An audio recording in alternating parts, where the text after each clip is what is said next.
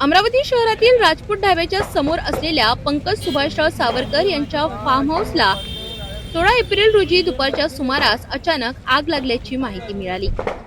ही माहिती अग्निशमन अधीक्षक अजय पंधारे यांनी दिल्यानंतर तातडीने केंद्र प्रमुख प्रेमानंद सोनकांबळे आणि पाळी प्रमुख सुनील काकडे यांच्या मार्गदर्शनाखाली अग्निशमन दलाच्या अनेक गाड्या घटनास्थळी रवाना करण्यात आल्या। फायर रॉली तसेच गाड्यांच्या सहाय्याने अग्निशमन कर्मचाऱ्यांनी आगीवर नियंत्रण मिळविण्यासाठी शर्थीचे प्रयत्न केले। तब्बल 2 ते 3 तासांच्या अथक प्रयत्नानंतर अखेर ही आग आटोक्यात आणण्यात आली।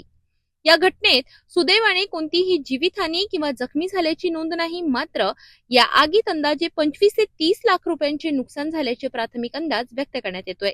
अग्निशमन दलाच्या तत्परतेमुळे मोठा अनर्थ टळल्याची भावना परिसरातील नागरिकांकडून व्यक्त करण्यात आली।